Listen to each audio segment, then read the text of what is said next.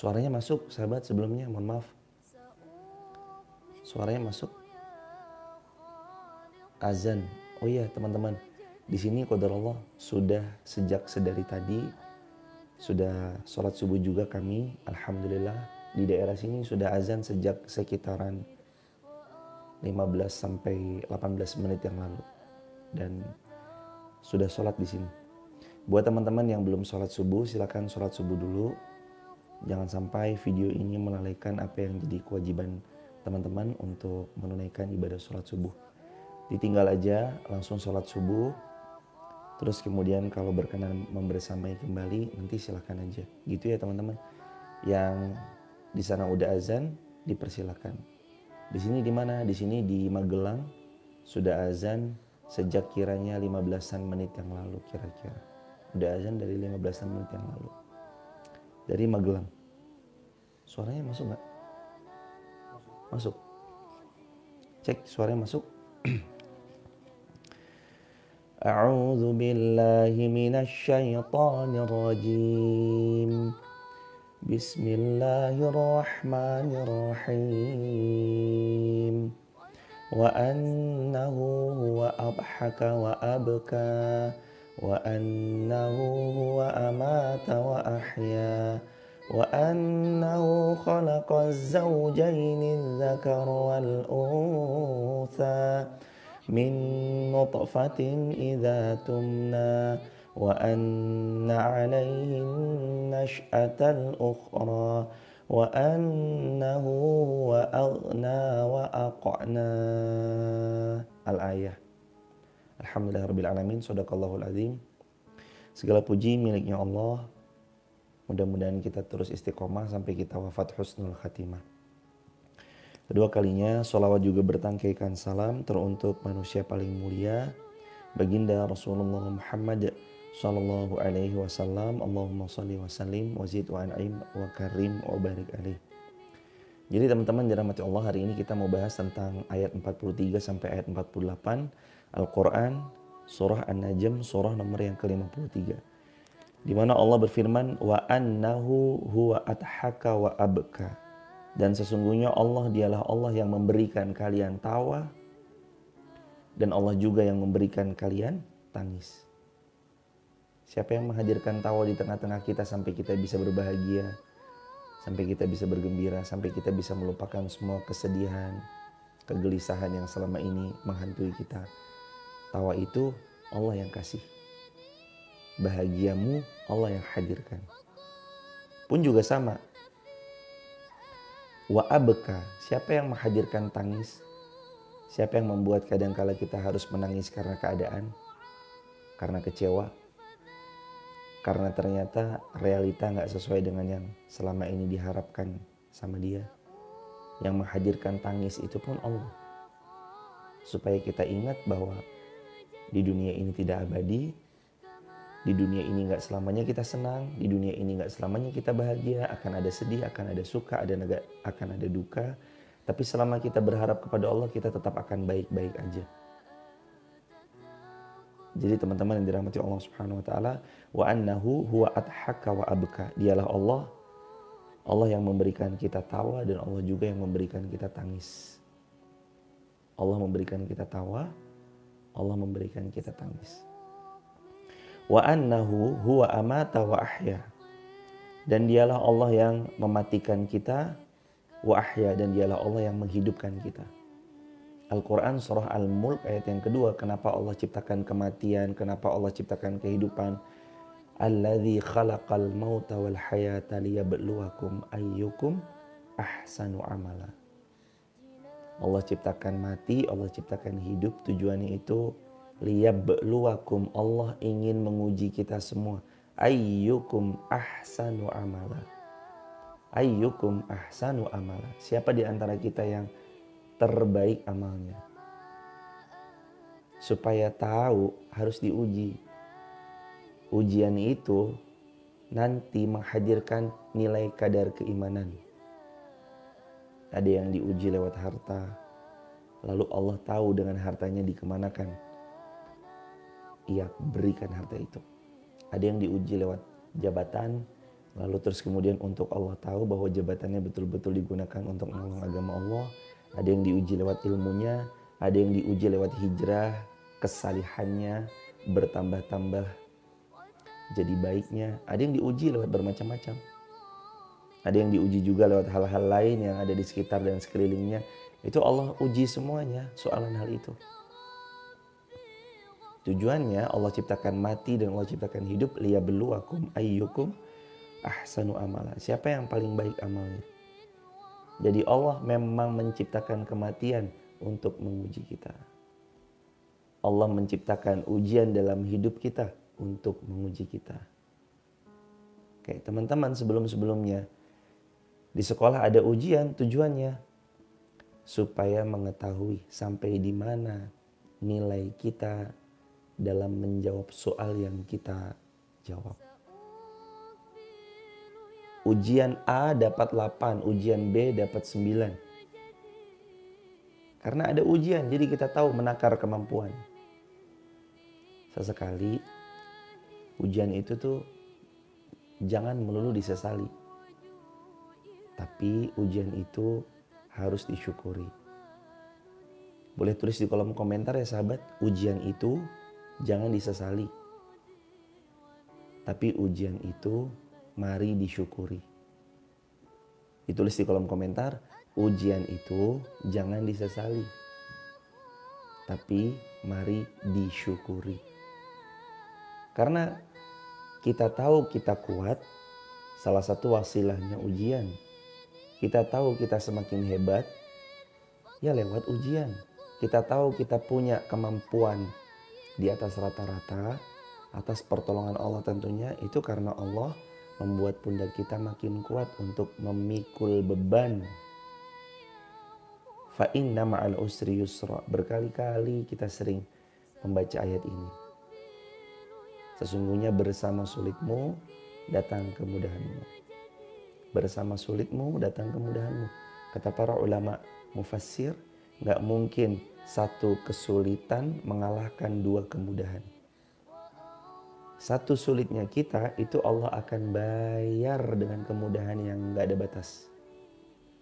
Akan ada masanya di mana semua kekecewaan, semua kepahitan hidup, semua kekhawatiran yang selama ini kita khawatirkan akan Allah bayar lunas dengan dibahagiakannya hidup kita, dengan dikelilingi oleh orang-orang baik dalam circle persahabatan kita, dan Allah akan gantikan dari apa yang dulu pernah hilang dalam genggaman kita untuk dihadirkan kembali dengan hal yang jauh lebih baik dari sebelum-sebelumnya.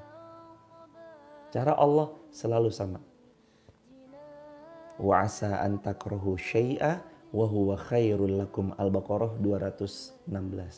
Boleh jadi kita benci sesuatu, tapi itu justru yang terbaik buat kita menurut Allah. Teman-teman dirahmati Allah, kembali dalam bahasan. Wa annahu huwa amata wa ahya. Allah menciptakan mati dan Allah menciptakan hidup. Kalau kematian dan kehidupan itu Allah ciptakan, maka sudah barang pasti pencipta kematian dan kehidupan adalah Rabb yang maha penyayang sama kita semua. Buat orang beriman, kematian itu kayak sesuatu yang dirindukan, sesuatu yang dinantikan, sesuatu yang dia harap-harapkan dengan penuh perbekalan amal solih. Itu buat orang-orang beriman. Kematian itu kayak sesuatu yang dia nantikan banget. Itu buat orang-orang beriman. Tapi buat orang-orang fasik, fajir, durhaka, orang-orang yang selalu memaksiati Allah, kematian itu rasa takut. Kematian itu buat mereka adalah momok yang menyeramkan. Kematian itu buat mereka adalah sesuatu yang membinasakan mereka. Karena selama ini mereka berbuat demikian. Tapi buat orang beriman, kematian itu adalah pertemuan terindah menuju Allah. Kematian itu gerbang pertama untuk mencicipi nikmat yang lebih abadi setelah dunia. Allah berfirman dalam Al-Quran, walal akhiratu khairul laka minal ula wal akhiratu khairu wa abqa. Akhirat itu lebih baik untukmu minal ula, dari kehidupan sebelumnya. Minal ula, dari kehidupan yang permulaan, maksudnya di dunia. Wal akhiratu khairu wa abqa, dan akhirat lebih baik wa abqa, dan lebih kekal. Akhirat itu lebih baik. Akhirat itu lebih kekal. Kenapa seseorang mau menukar tanah yang sementara, padahal seharusnya dia bisa mendapatkan emas, berlian yang abadi selama-lamanya? Itu kan perkataan Malik bin Dinar. Berkata Malik bin Dinar, kalaulah dunia ini seperti emas yang fana dan akhirat seperti tanah yang abadi selama-lamanya, sudah barang pasti manusia harusnya memilih tanah yang abadi selama-lamanya. Tapi kata Malik bin Dinar, sungguh akhirat itu bukan tanah yang selama-lamanya, melainkan dunia itu seperti tanah yang sementara dan akhirat seperti emas yang abadi selama-lamanya. Maka menurut akal sehat, sudah seharusnya manusia lebih mengejar dan lebih mengutamakan emas yang abadi selama-lamanya. Itu perumpamaan Malik bin Dinar. Sahabat yang dirahmati Allah, Allah ciptakan kematian, Allah ciptakan kehidupan memang untuk itu, bukan untuk yang lain. Ingat, hidup kita di dunia sebentar, gak lama. Kita belajar live streaming gini sebentar, gak lama. Paling cuma beberapa menit aja atau beberapa jam. Habis itu sahabat beraktivitas lagi dunia sesuai dengan bidangnya, yang dagang dengan dagangnya, yang menjadi pebisnis dengan bisnisnya, seorang manajer dengan manajernya, general manager dengan dia memanajemen suatu yang dipasrahkan, diamanahkan di pundaknya. Yang punya pangkat jabatan silahkan, yang punya ilmu juga silahkan, yang jadi karyawan, staff, bekerja di satu perusahaan juga silahkan. Tapi ingat, setiap kita akan mati dan setiap kita akan dipintai pertanggungjawaban soalan apa yang dia lakukan. Gak lama, sebentar lagi. Siap ketemu sama Allah? Mudah-mudahan Allah karuniai kita persiapan terbaik untuk jumpa dengan Allah Azza wa Jalla. Wa annahu khalaqaz zawjaini dzakara wal untha. Dan sungguh dialah Allah yang menciptakanmu laki-laki atau perempuan. Laki-laki dan perempuan. Allah ciptakan laki-laki, Allah ciptakan perempuan. Sudah fitrahnya mereka berpasangan. Laki dengan perempuan. Bukan laki dengan laki atau perempuan dengan perempuan. Allah jadikan fitrah itu ada. Bahkan pada hewan yang gak berakal aja Allah kasih fitrah itu sama mereka. Tidaklah kera jantan kecuali dia mendatangi kera betina. Dan sebaliknya kera betina didatangi kera jantan. Kalau hewan aja yang gak punya akal, mereka tahu fitrahnya mereka untuk datang kepada lawan jenisnya. Manusia ini kadang kal an'am bal hum adall, lebih parah daripada binatang. Na'udzubillahi min dzalik. Ada perilaku-perilaku menyimpang yang wal'iyazubillah. Teman-teman dirahmati Allah, jangan sampai seseorang itu mendiamkan kalau ada hal-hal yang kayak gitu terjadi di sekeliling kita, kecuali minimal hati mengingkari, tangan mendoakan, lisan jangan pernah keluh minta ampun sama Allah seraya mendoakan. Semoga mereka diberi hidayah, semoga mereka bertobat, semoga mereka kembali kepada Allah, semoga mereka berjuang di jalan Allah, semoga mereka faham fitrahnya sebagai laki-laki harus dengan perempuan, bukan malah laki-laki dengan laki-laki. Doain. Kalau kita ngelihat sesuatu yang kok begini, kok ini, kok begitu, jangan sungkan-sungkan untuk klik tahan lama, tidak tertarik, atau bahkan dilaporkan aja kalau ada konten-konten yang kayak gitu. Kita ini dalam apalagi tinggal di satu wilayah, dalam satu wilayah Jangan sampai ada perbuatan yang kayak gitu, karena kalau Allah mengazab kepada dirinya, yang kena bukan cuma dia, tapi yang kena bisa orang-orang soleh di sekitarnya. Wattaqu fitnatal ladzi wattaqu fitnatal la tusibannal ladzina zalamu minhum khassah. Dan bertakwalah kalian semua, takutlah kalian semua dari sebuah azab, musibah, malapetaka yang Allah timpahkan kepada mereka, yang bukan hanya kena kepada mereka secara khusus, tapi bisa kena kepada seluruh yang ada di wilayah itu. Hati-hati teman-teman.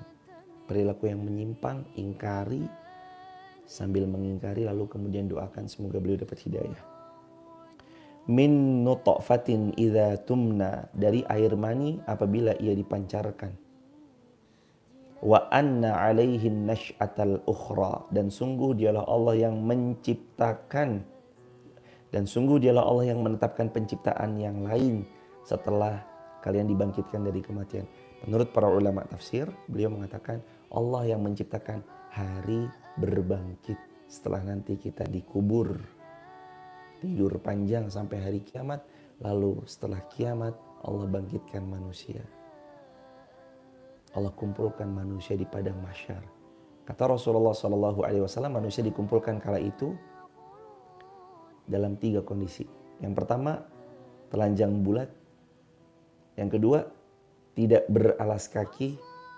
Yang ketiga, tidak dikhitan. Bunda Aisyah terus nanya pada Rasulullah SAW, ya Rasulullah, apakah manusia saling melihat auratnya satu sama lain? Kata Rasulullah SAW, enggak. Pada hari itu mereka sibuk dengan urusan mereka masing-masing. Allahu Akbar walillahilhamd. Di ayat ke-48, wa annahu huwa aghna wa aqna, dan sesungguhnya dialah Allah yang memberikan kekayaan dan dialah Allah yang memberikan kecukupan. Siapa yang ngasih kita kaya? Allah. Siapa yang ngasih kita cukup? Allah. Siapa yang menghadirkan lebih di rekening kita? Allah.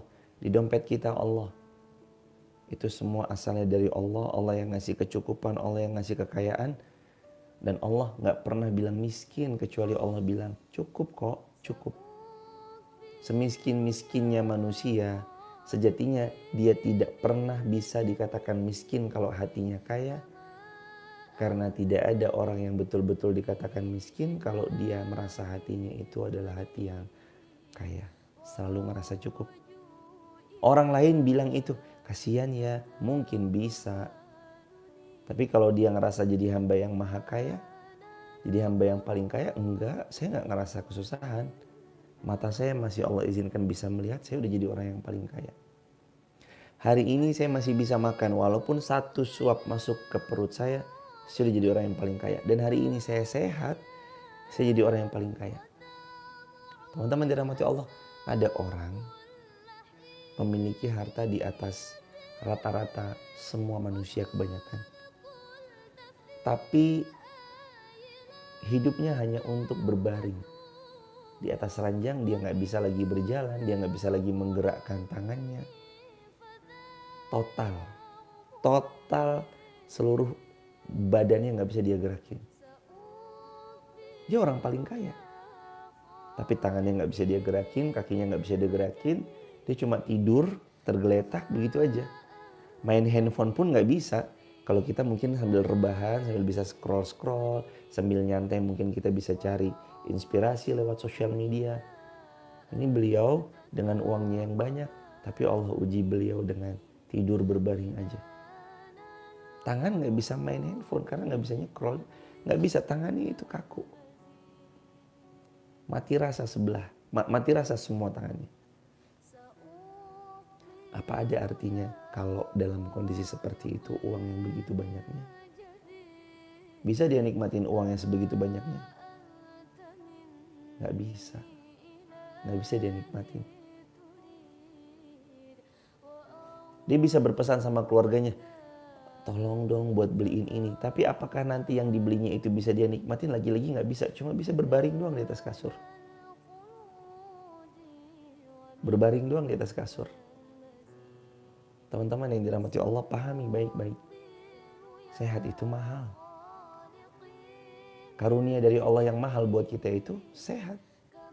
Sehat. Kalau kita hari ini sehat, benar sungguh kita udah dapat hal yang mahalnya luar biasa. Karena sehat itu mahal. Kalau hari ini teman-teman masih bisa makan banyak hal. Kayak teman-teman makan A gak dilarang. Makan kacang-kacangan gak dibatasi. Minum gula masih diperkenankan. Teman-teman juga mengkonsumsi durian juga masih bisa dengan nyaman. Makan gorengan masih dengan lahapnya, itu udah nikmat yang luar biasa. Dibanding mungkin ada sebagian di antara kita yang jangan gula nanti diabetes, jangan kacang-kacangan nanti asam urat ya, jangan ini nanti begini, jangan itu nanti begitu. Ada kan sebagian di antara kita yang udah mulai dibatasi. Artinya semua kita itu punya kekayaan. Tapi kadang lupa bersyukur. Di antara kekayaan kita yang paling mahal itu bernama kesehatan. Karenanya Rasulullah SAW pernah bersabda dalam hadis, ni'matani maghbunun fihima katsirun minan nas, as-sihhat wal faragh. Ada dua nikmat yang manusia itu sering banget lalai sama dua nikmat itu. Yang pertama, as-sihhatu, nikmat sehat. Yang kedua, wal faragh, dan nikmat sempat. Manusia sering lupa sama dua nikmat itu, nikmat sehat dan nikmat sempat. Rata-rata manusia kalau udah sehat lupa sama Allahnya. Manusia kalau lagi sempat lupa sama Allahnya. Manusia kalau sudah dikasih nikmat lupa sama Allahnya. Baru ingat sama Allah kapan? Saat diuji. Diuji kehilangan, diuji kesakitan, diuji kekecewaan, diuji dikurangi pendapatan, diuji dengan kurangnya kebahagiaan, baru ingat Allah. Kadang-kadang manusia begitu. Jangan jadi manusia yang kayak gitu, sahabat.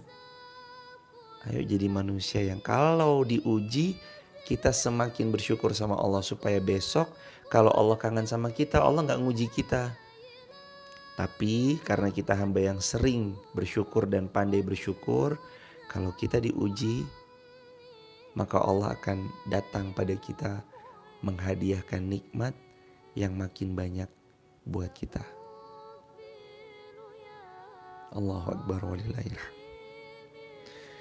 Wa annahu huwa aghna wa aqna, dan dialah Allah aghna, yang mengkayakan, wa aqna, dan mencukupkan.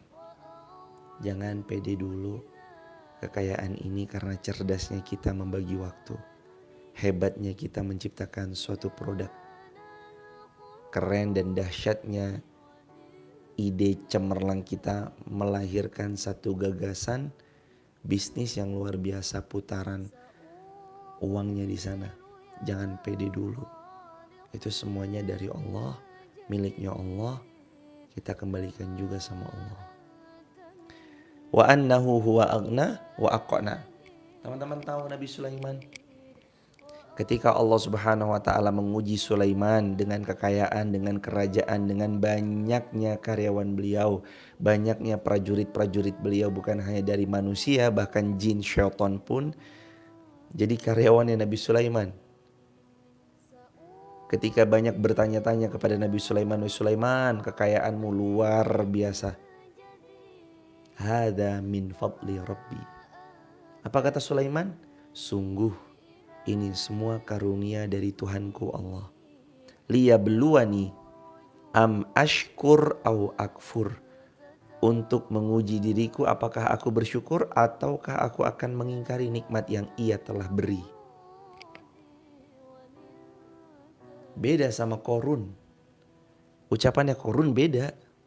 Ucapannya Nabi Sulaiman, ini nikmat dari Allah untuk menguji saya. Saya bersyukur atau saya kufur. Kalau Qorun, sesungguhnya aku mendapatkan semua kekayaanku ini karena ilmu yang ada pada diriku. Bahasa lainnya, ya saya emang kaya, emang saya cerdas. Saya emang kaya emang karena saya. Saya emang kaya emang karena saya pandai ini, pandai itu, pandai ini, pandai itu. Kerja keras saya itu 24 jam. Saya itu begini, gini. Iya, ingat, tapi itu bukan jadi sumber satu-satunya. Itu wasilah. Wasilah. Yang ngasih kita sehat Allah.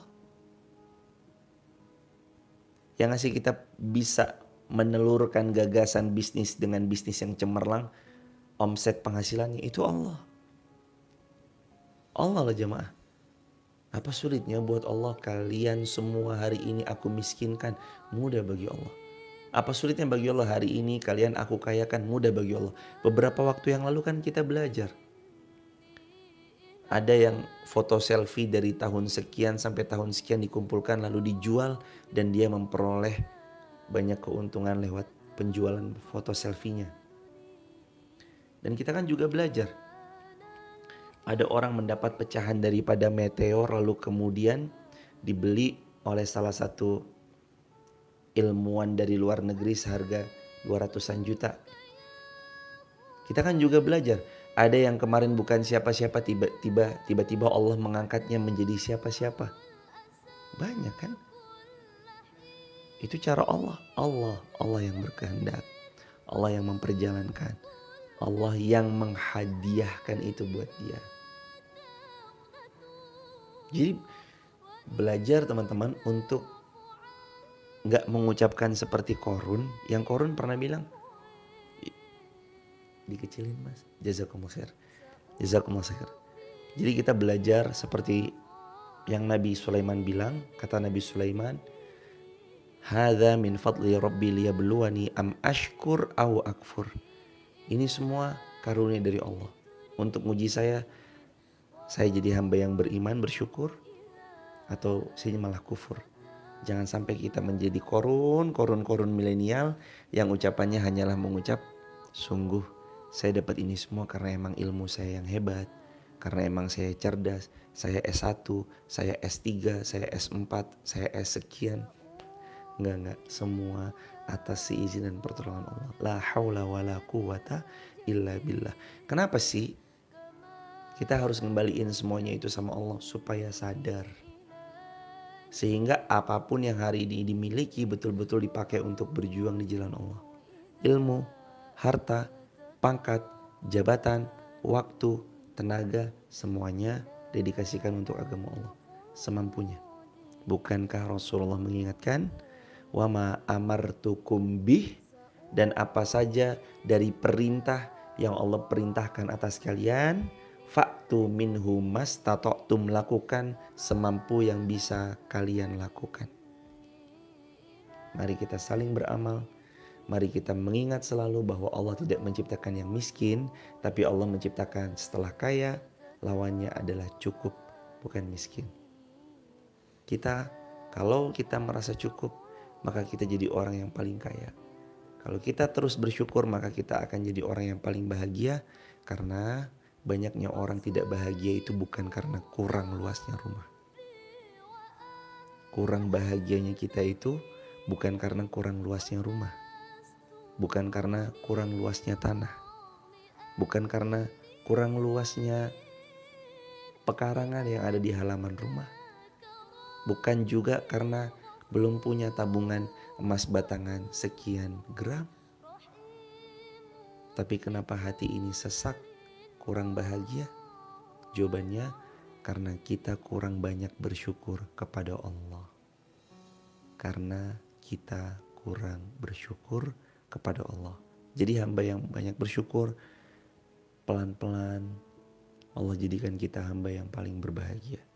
Barakallahu fikum. Terima kasih banyak sahabat sudah berkenan membersamai kajian di pagi hari ini. Ayo kita buka diskusi tanya jawab. Buat teman-teman yang mau bertanya, berkenan ditulis di kolom komentar.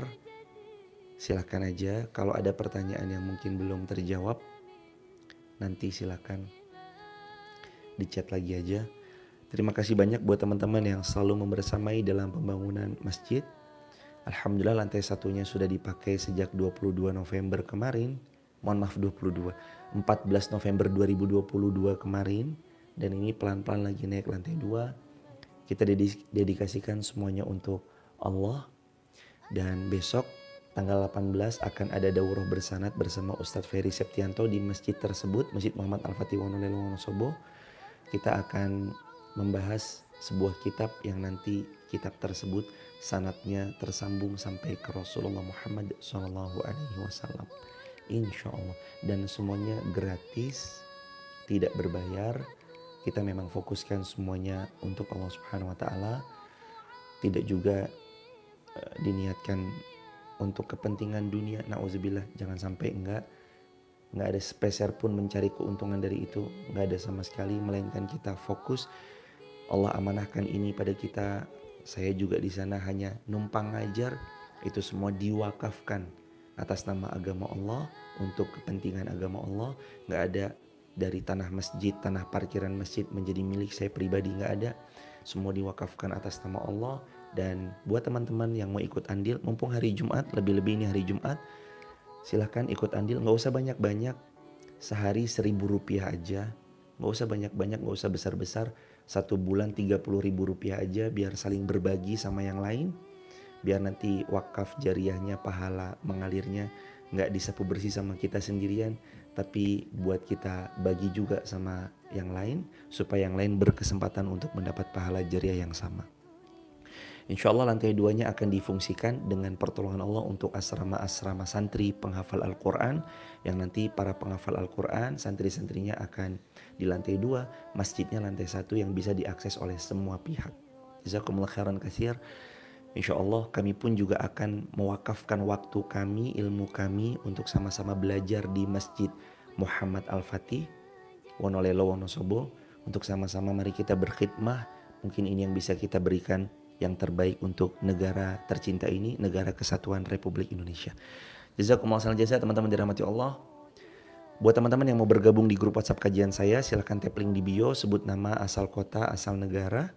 Terus yang juga hari Jumat, Jumat mulia, kalau ada yang berkenan untuk menyebarluaskan ilmu, teman-teman juga bisa tap link di bio, sampaikan saja hajatnya. Saya mau ikut menyebarluaskan ilmu ataupun pembangunan masjid lantai 2-nya, dipersilakan. Barakallahu fikum. Wonosobonya di mana Ustadz? Wonosobonya di Wonolelo, Wonosobo.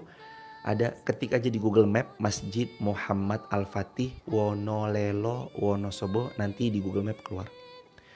Ada pertanyaan? Yuk kita mulai pertanyaan. Oh ya, jazakumullah khairan jazaa buat teman-teman semua yang sudah memberikan gift terbaiknya. Hanya Allah sebaik-baik pemberi balasan. Ibu D, Ibu Alia Pinky, dan semua teman-teman yang tadi memberikan gift terbaiknya, semoga Allah membalas dengan balasan terbaik. Mohon maaf kalau ada yang terlewat, belum disebut namanya, tanpa mengurangi rasa hormat. Barakallahu fikum. Dari Iyoy Yowens, akun Iyoy Yowens dari TikTok. Dosakah melarang anak sholat ke masjid dikarenakan hujan? Kalau hujannya deras, diperkenankan karena uzur syar'i hujan yang deras dan membahayakan sholat di rumah bagi yang laki-laki. Tapi bila ini hujannya cuma hujan rintik-rintik biasa doang, masih bisa kita upayakan pakai payung. Kalau memang kita bisa, silakan sholat di masjid. Barakallahu fikum.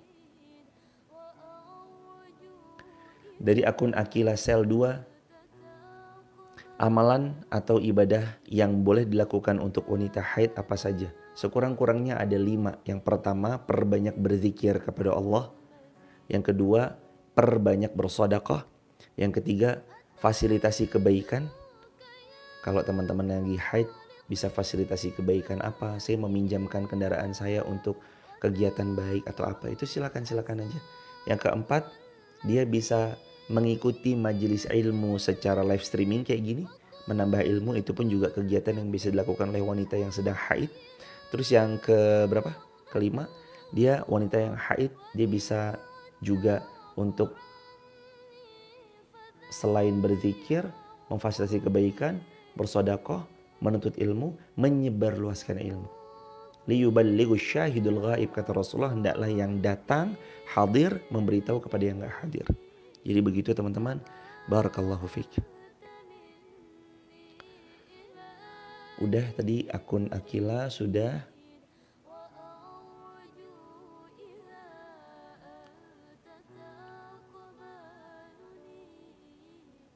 Wah, ketiban, Masya Allah.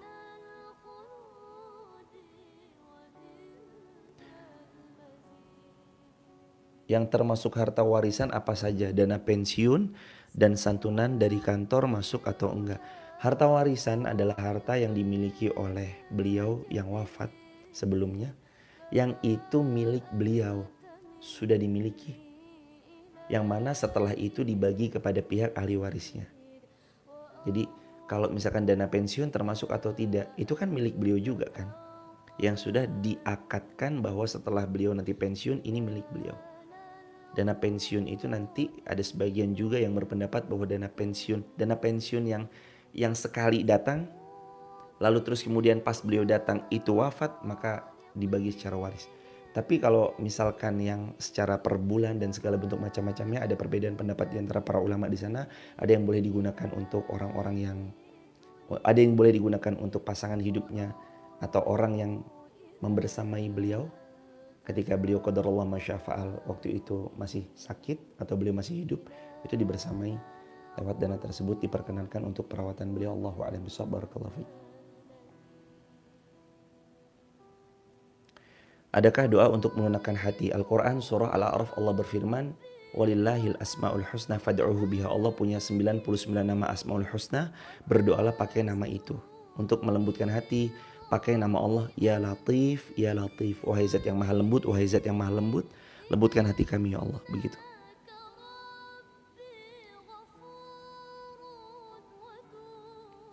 Apakah sholat syuruk berbeda dengan sholat duha? Dua pendapat ulama, ada yang mengatakan pertama, sholat syuruk sama dengan sholat fi awalid duha, di awal waktu duha. Pendapat kedua mengatakan sholat sunnah syuruk berbeda dengan sholat sunnah duha. Sholat sunnah syuruk dilaksanakan sebagaimana riwayat Imam Tirmidzi, kata Nabi SAW, man shalla ghada fi jama'atin summa qa'ada yadhkurullah azza wa jalla hatta tatlu asy-syams summa shalla rak'atain kana lahu ka ajri hajatin wa umratin tammah. Kata Nabi, siapa yang sholat subuh berjamaah di masjid lalu duduk berzikir kepada Allah sampai tiba waktu syuruk, sholat kemudian setelah itu dia 2 rakaat, maka dia dapat pahala haji umrah sempurna. 3 kali Nabi bersabda. Jadi ada yang mengatakan berbeda. Barakallahu fiik, semoga terjawab. Allahu a'lam bishawab. Apakah kalau haid rambutnya rontok nggak? Aduh, ketiban lagi, masya Allah. Dari akun Hilda Ahmad, apakah kalau haid tidak boleh rambutnya rontok, gunting kuku, atau yang lainnya? Jawabannya boleh. Allahu a'lam bishawab. Dari Instagram ada mas? Silakan dari Instagram. Pak Ustadz, apakah kalau kita masih punya hutang terus ingin sedekah, apakah sedekahnya itu haram? Apakah kalau punya hutang kita ingin sedekah yang menjadi haram? Jawabannya tergantung. Kalau kita hutangnya itu hutang berjangka dalam waktu yang cukup lama, misalkan 5 tahun, 7 tahun, 10 tahun, dan kita sudah men-save biaya cicilannya, misalkan cicilan 1 juta per bulan, sudah diamankan, ada lebihnya, kita mau bersedekah, silahkan, boleh. Tapi kalau hutangnya adalah hutang yang kita bisa bayar sekali lunas, contoh misalkan hutang 100 ribu, kita mau sedekah nih, cuma punya uang 100 ribunya, tentu melunasi bayar hutang lebih diutamakan daripada bersedekah. Begitu teman-teman. Dan secara fikih, konsep umumnya itu yang wajib didahulukan daripada yang sunnah. Artinya bayar hutang lebih harus kita utamakan daripada bersedekah. Tapi kalau hutangnya berjangka, ya bukan berarti 10 tahun gak sedekah, enggak. Yang wajib ditunaikan, yang sunnah dihidupkan. Barakallahu fikum, semoga terjawab. Allahu a'lam bishawab. Tetap wajib untuk mendahulukan melunasi hutang semampunya. Barakallah. Ada pertanyaan lain? Ustadz mau bertanya, apakah sholat syuruk boleh dikerjakan di rumah bagi wanita, di rumah sholat berjamaah dengan putri-putri di rumah? Boleh nggak sholat syuruk di rumah? Jawabannya boleh, sebagaimana riwayat Nabi SAW. Kata Nabi SAW, bagi seorang perempuan sholat terbaiknya adalah di rumah. Lebih baik lagi di dalam kamarnya, lebih baik lagi dalam mihrab yang ada dalam kamarnya. Tapi dalam riwayat yang lain, Rasul juga pernah bersabda, jangan kamu melarang putrimu, anak perempuanmu, istrimu, atau saudari perempuanmu untuk pergi ke masjid. Mau di masjid boleh, mau di rumah juga boleh. Dan itu berlaku bagi perempuan. Kalau bagi laki-laki, sholat sunnah syuruknya yang pahala haji umrah sempurna itu dilaksanakan di masjid. Barakallahu fiik. Semoga terjawab. Allahu a'lam bishawab. Ustadz boleh di-share nomor rekening masjid buat infak dari akun Moeza Encilo. Oh iya, boleh, mohon bantu diketik ya mas, atau boleh bantu diketik terus dipin, bisa gak sih? Ini gak bisa ngetik ya? Saya bisa ngetik gak sih sini? Gak bisa? Oh iya, gak bisa ya? Oh bisa nih, bisa. Oh bisa bentar. Saya ketik dulu muamalat 50900 12099 atas nama Kajian HAS.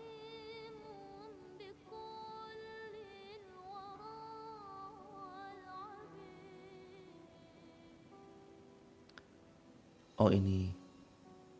Sebentar. Sematkan. Oke.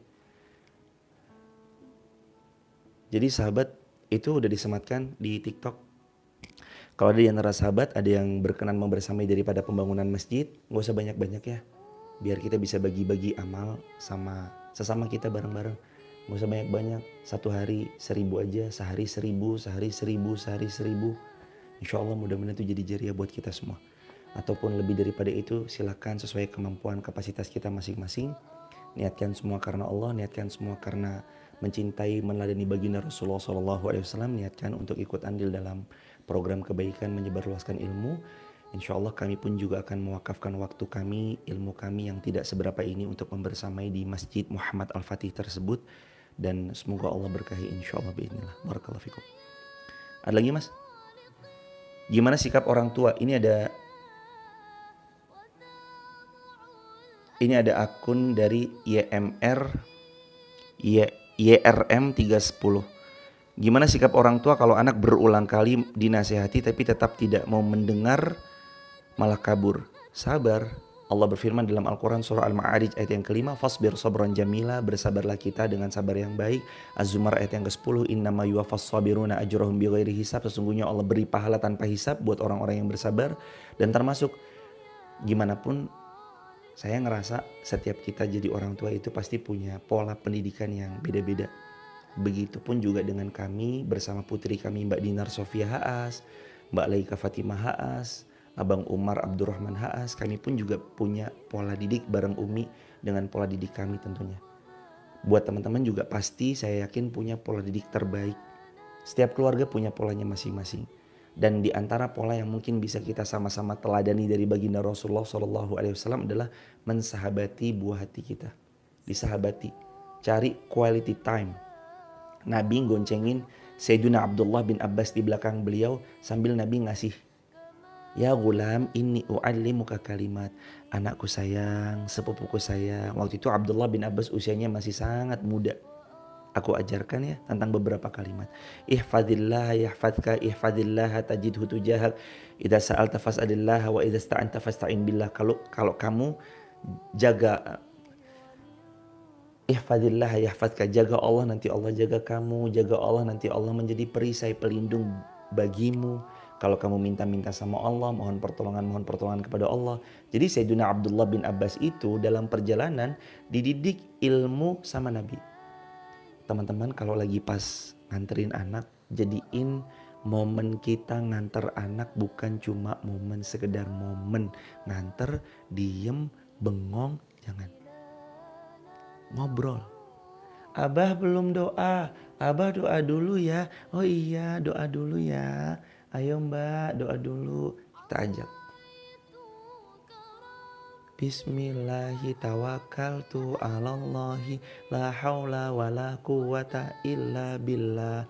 Baca subhanalladzi sakhkhara lana hadza wa ma kunna lahu muqrinin wa inna ila rabbina lamunqalibun.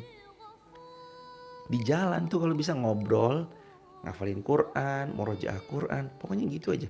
Di jalan tuh jangan diem aja. Jamaah yang diberi keleluasaan punya motor, bisa naik hijet atau punya kendaraan roda 4 di jalan pas nganter anak, jadiin itu momentum teristimewa antara kita sama anak kita. Anak saya udah pesantren Ustadz. Iya, di mobil tuh pas lagi nganter ke pondoknya ketika mau habis liburan 2 pekan, 1 bulan kita antar pulang ke pondoknya, ngobrol di jalan. Nak, mama doakan semoga jadi yang solihah. Pas nganter tuh jangan cuma sekedar dadah yuk assalamualaikum ya, jangan. Kalau bisa peluk anak-anak kita, cium anak-anak kita, jalin sahabati anak-anak kita. Itu jadi kenangan termanis terindah yang gak akan pernah kelupakan, yang gak akan pernah dilupakan. Istimewa. Doain Rabbi habli minas sholihin. Doain buah hati kita, Rabbana hablana min azwajina wa dzurriyyatina qurrata a'yun waj'alna lil muttaqina imama. Doain. Barakallahu fiik. Dari akun mana Mas? Silakan. Dari Instagram, tapi udah tadi itu nanya ini, Ustaz, apakah pahalanya sama kalau pengajian online dengan pengajian offline? Apakah pahala yang sama pengajian offline sama online? Jawabannya beda. Yang offline akan jauh lebih banyak mendapatkan fadilah hadir ke majelis ilmu, belum lagi langkah kaki kanannya meninggikan derajat, langkah kaki kiri menghapus dosa karena kita menuntut ilmu di masjid, belum lagi keberkahan masjid itu sendiri, belum lagi keberkahan bertemu dengan guru, belum lagi keberkahan atmosfer daripada semangat para penuntut ilmu, belum lagi ketika nanti dia mencatat, menyebarluaskan dan segala bentuk macam-macamnya. Tapi tentu tanpa mengurangi rasa hormat dan takzim kami, live streaming pun juga itu besar pahalanya. Apalagi atas ilmu yang kita dapatkan, ada ilmu yang boleh jadi membuat kita mengerti tentang hal yang lebih baik daripada dunia dan seisinya. Maka online live streaming pun jangan pernah diremehkan. Barakallahu fikum. Begitu teman-teman dirahmati Allah. Semoga terjawab. Allahu a'lam bishawab.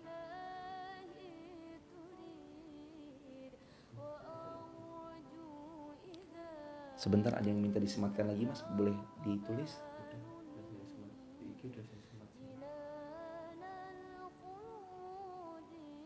Sebentar.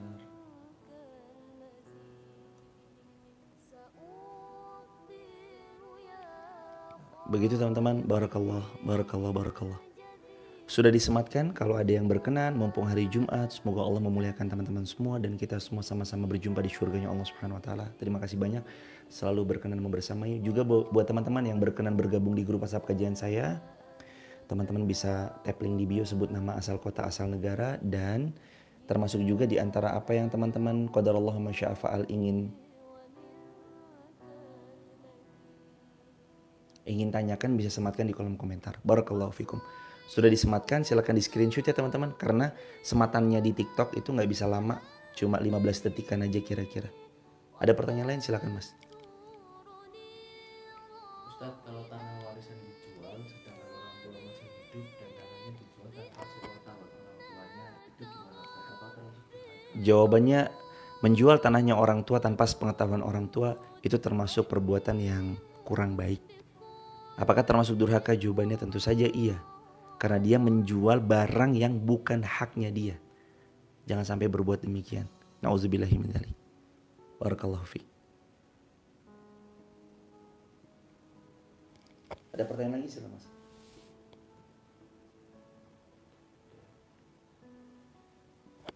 Dari YouTube ada, dari YouTube. Suaranya terdengar jelas ya teman-teman dari mikrofon ini.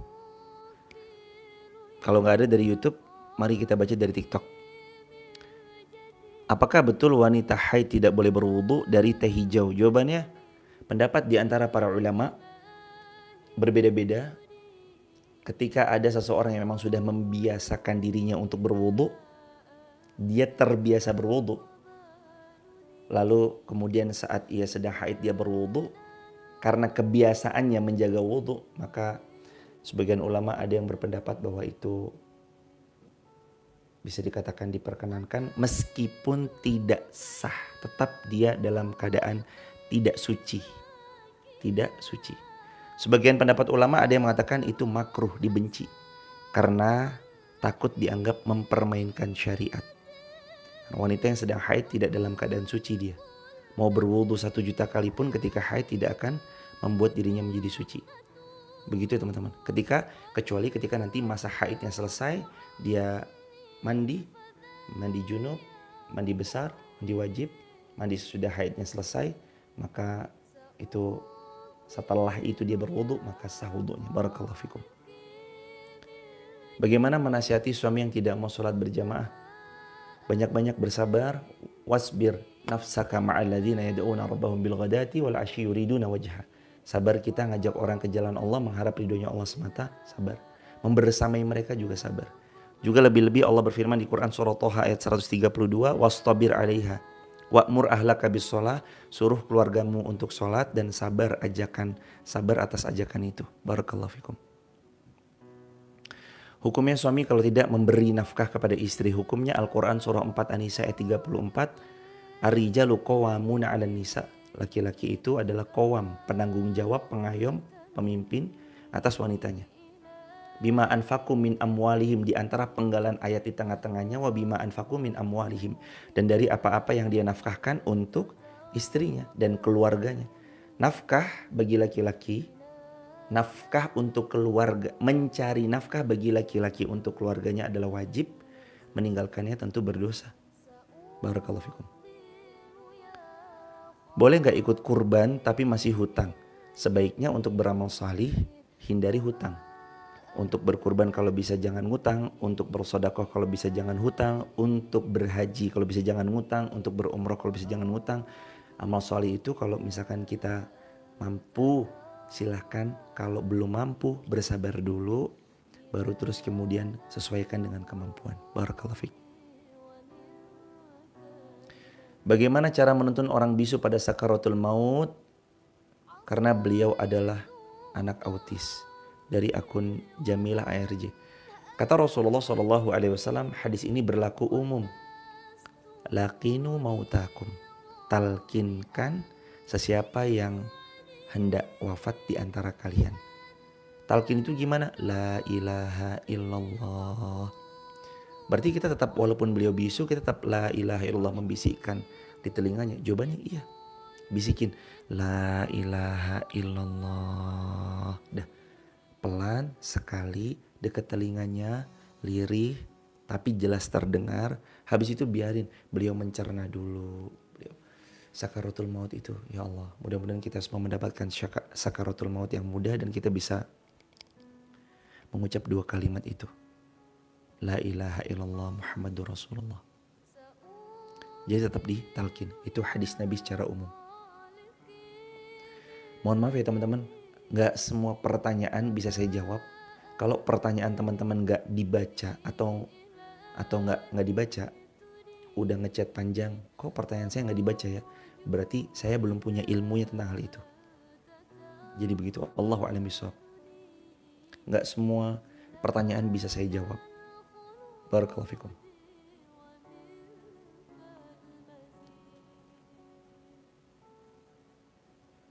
Hukum sujud pas sholat terkena mukena, itu bagaimana? Menurut pendapat sebagian para ulama dihukumi sama bolehnya. Sebagaimana sajadah, ketika kita menggelar sajadah itu kan gak langsung terkena daripada ubin atau terkena tanah, maka tetap diperkenankan. Allahu a'lam bishawab.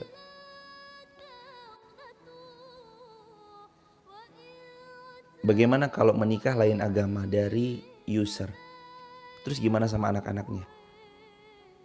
Jumhur ulama berpendapat nikah beda agama, nikahnya batal, gak sah. Kalau mereka memaksakan maka dihukumi seperti zina, na'udzubillahi min dzalik.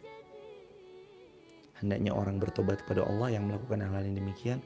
Semoga Allah mengampuni segala kekeliruan. Barakallahu fiik. Apakah dalam keadaan haid boleh berzikir? Boleh. Barakallahu fikum. Ada pertanyaan lain dari YouTube? Dari YouTube?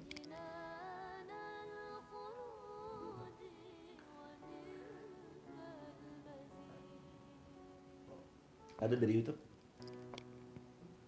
Assalamualaikum, jika masih haid, bolehkah membaca Al-Quran yang di HP itu? Sebagian pendapat para ulama berbeda-beda, di antaranya adalah mengatakan HP bukan Al-Quran, bukan mushaf. Yang dimaksud dalam pada Quran surah Al-Waqiah, la yamassuhu illal mutahharun, bahwasanya Al-Quran tidak boleh disentuh kecuali oleh yang disucikan. Al-Imam Ibnu Katsir membagi dua. Yang pertama, yang disucikan yang dimaksud adalah malaikat. Al-Quran disentuh oleh para malaikat. Yang kedua adalah maksudnya yang suci dengan wudunya. Ketika orang sedang berhadas, haid itu kan sedang berhadas ya, maka dia tidak memegang mushaf lembaran Al-Quran. Tapi ketika handphone, karena itu bukan mushaf, ada yang mengatakan diperkenankan. Ada yang mengatakan cukup dengan murajaah hafalan sesuai dengan yang dihafalkan. Allahu a'lam bishawab. Barakallahu fikum. Kalau ada pertanyaan yang nggak dijawab, berarti kami nggak tahu jawabannya teman-teman. Sekali lagi, nggak semua pertanyaan bisa kami jawab. Allahu a'lam bishawab. Begitu ya, barakallahu fikum. Gimana mendoakan orang tua yang sudah meninggal tapi beda agama atau non-Islam? Jawabannya, Nabi SAW dalam satu ayat pernah mendoakan daripada Abu Thalib, paman beliau yang sangat berjuang, memperjuangkan, ikut membersamai dalam perjuangan dakwah beliau. Tapi terus kemudian Allah Subhanahu wa taala berfirman, tidak pantas, tidak patut bagimu wahai Muhammad mendoakan orang yang wafat dalam keadaan kufar. Jadi kalau orang tua kita non muslim, nggak bisa kita mendoakannya. Kecuali orang tua kita masih hidup, kita bisa meminta kepada Allah Subhanahu wa taala agar diberi hidayah. Doakan beliau, minta pada Allah supaya Allah kasih hidayah, boleh. Tapi kalau udah mati, udah nggak bisa. Begitu teman-teman. Barakallahu fikum.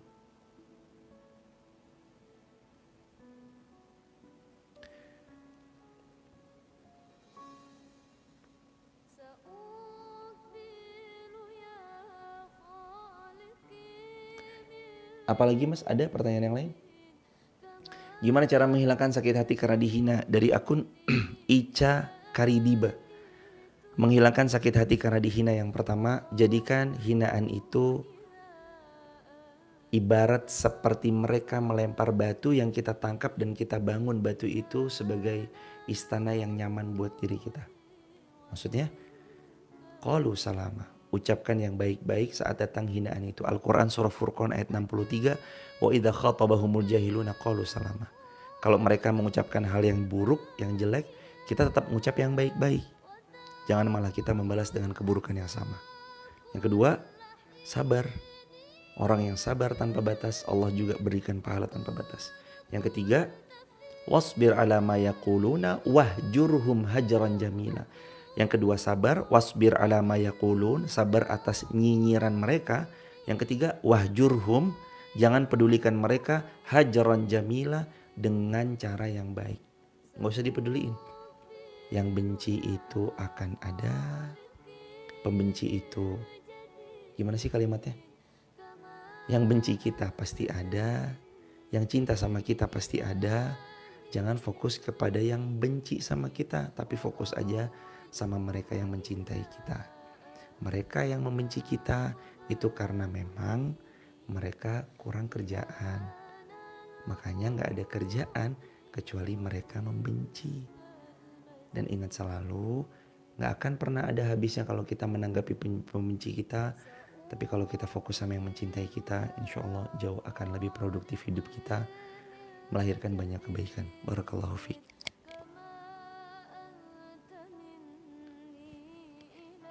Mohon maaf kalau ada pertanyaan yang gak dijawab. Jadi kalau teman-teman pertanyaan yang gak dibaca, boleh jadi itu karena memang kami gak tahu. Sekali lagi, gak semua ilmu kami tahu. Gak semua ilmu kami tahu dan gak semua pertanyaan bisa kami jawab.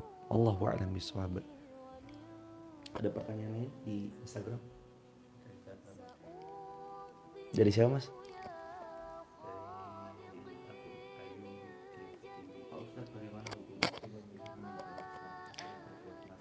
Bagaimana seorang istri memilih meninggalkan suami yang berbuat maksiat?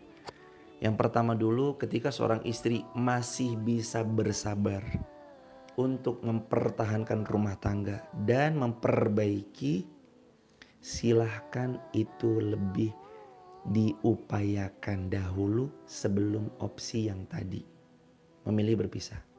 Tapi kalau udah berusaha diperbaiki berulang kali, berkali-kali, tetap terjadi lagi, itu termasuk uzur syar'i yang sebagian ulama membolehkan untuk dijadikan alasan meminta berpisah. Tapi tetap kalau bisa yang pertama pertahankan lalu kemudian perbaiki, itu lebih disarankan. Barakallahu fikum, semoga terjawab. Allahu a'lam bishawab. Dari YouTube, dari akun Nadif Akmal, Ustadz, jika ibu hamil tua melahirkan menyusui harus mengkodok puasanya saja atau harus membayar fidyah? Jawabannya, ibu hamil, ibu menyusui menurut Al-Imam An-Nawawi rahimahullah boleh membayar fidyah. Ketika sudah dibayarkan fidyahnya maka nggak perlu qadha lagi. Siapa aja yang boleh bayar fidyah? 4. 1. Ibu hamil. 2. Ibu yang menyusui. Termasuk di tengah-tengahnya melahirkan tentu saja. Yang ketiga, ibu yang mana? Mohon maaf. 1. Bumil. 2. Busui. Yang ketiga, orang yang tua renta. Yang keempat, orang yang sakit parah, susah mendapatkan kesembuhan. Meskipun dia muda, kalau penyakitnya agak unik, parah, sulit mendapatkan kesembuhan, maka dia boleh bayar fidyah. Karena uzur syar'i yang 4 ini orang boleh bayar fidyah. Barakallahu fikum, semoga terjawab. Allahu a'lam bishawab.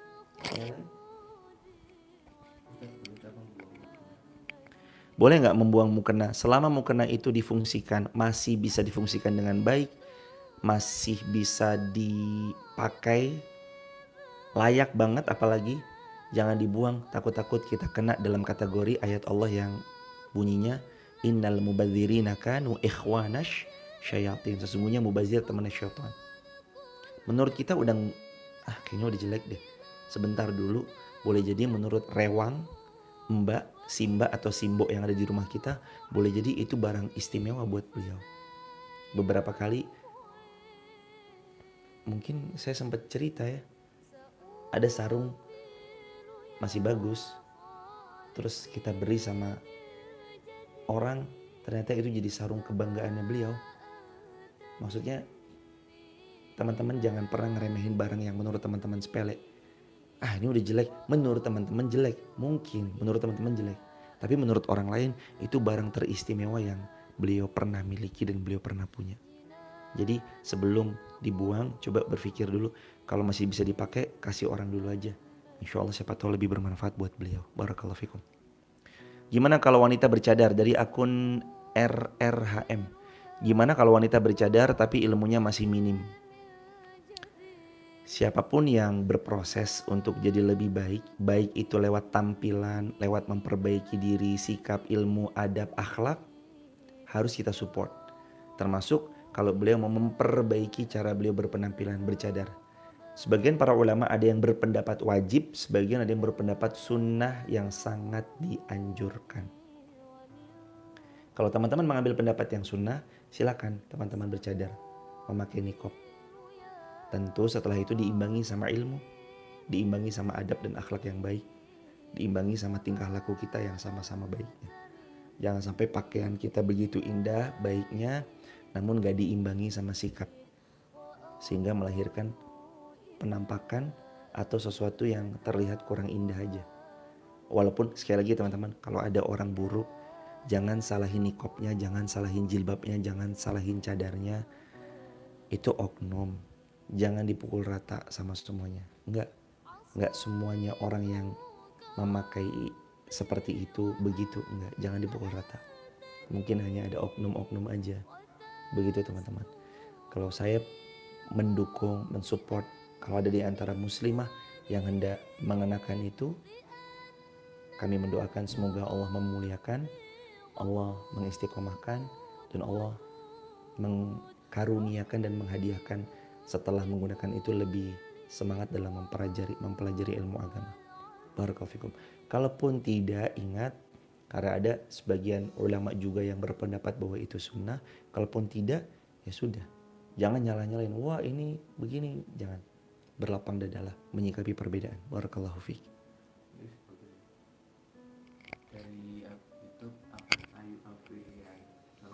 Dari akun Ayu Afrilnya silakan.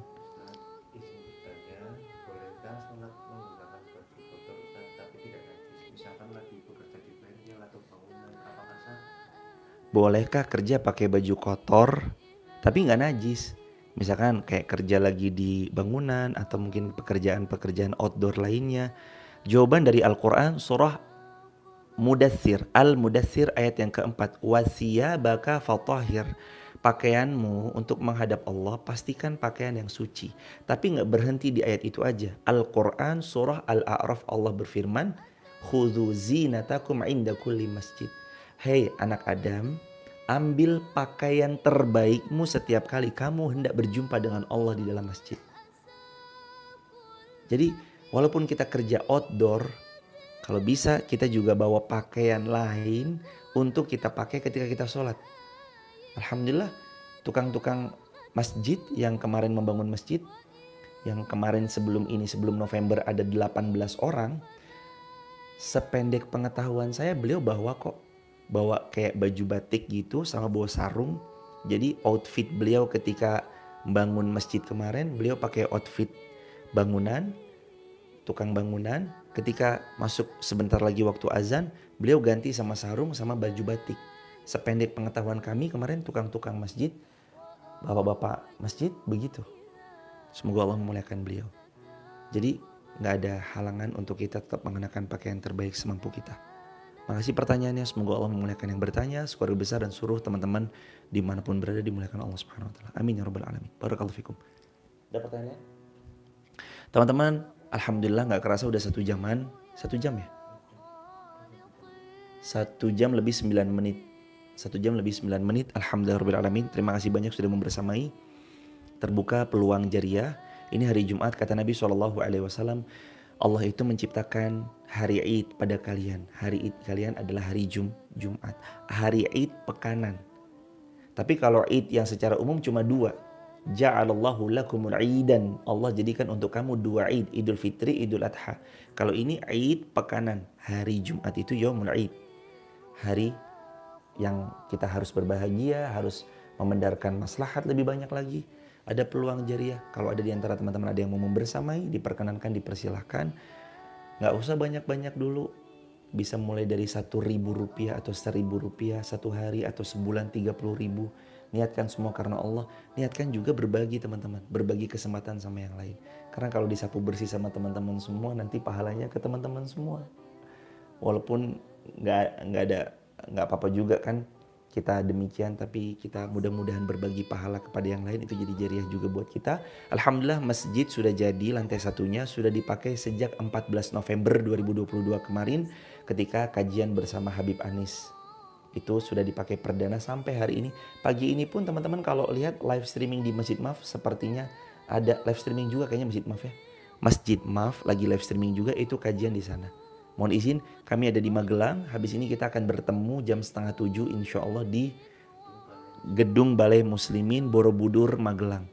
Live di Instagram insya Allah. Live di TikTok insya Allah. Live juga di sosial media insya Allah. Makasih banyak buat teman-teman yang mau bergabung di grup WhatsApp kajian saya. Silakan tap link di bio, sebut nama, asal kota, asal negara. Buat teman-teman yang mau ikut andil membersamai menyebarluaskan ilmu juga bisa dipersilahkan tap link di bio. Kalau di antara teman-teman juga mau membersamai pembangunan masjid lantai 2, bisa juga tap link di bio, sampaikan aja hajatnya. Atau dicatat di kolom komentar 50900120099 atas nama kajian HAS Muamalat. Barakallahu fikum. Subhanakallahumma bihamdika asyhadu an la ilaha illa anta nastaghfiruka wa natubu ilaik. Assalamualaikum warahmatullahi wabarakatuh.